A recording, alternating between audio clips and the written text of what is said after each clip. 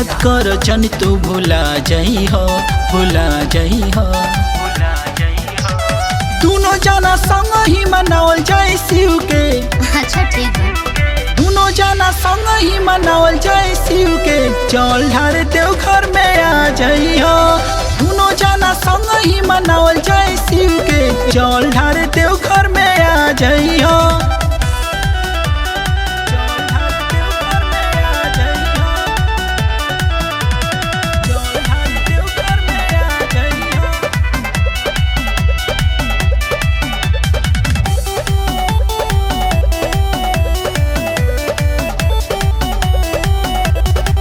ली ह कांवर गंगा जी के जल हो, तब दर्शन कैल होई सफल हो।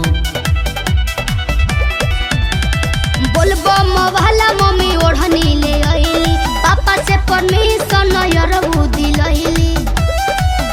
अपन दिलवा के ललसा पूरा जही हो, पूरा जही हो। दोनों जना संग ही मनावल जाए शिव के।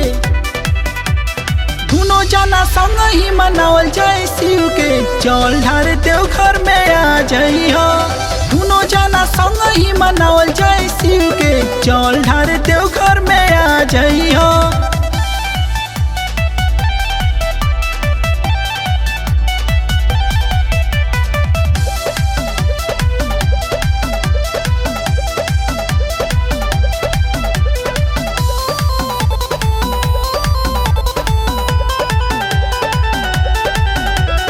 लागता लम्हर तोहार बाटे साधो, सच सच बोल बुझाव जनी याद हो।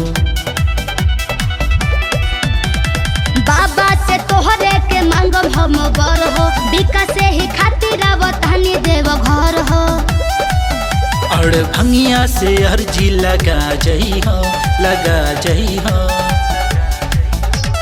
दोनों जना संग ही मनावल जाए शिव के। दोनों जना संग ही मनावल जाए शिव के। जल ढार देव घर में आ जाई हो। सोनम के संग ही मनावल जाए शिव के।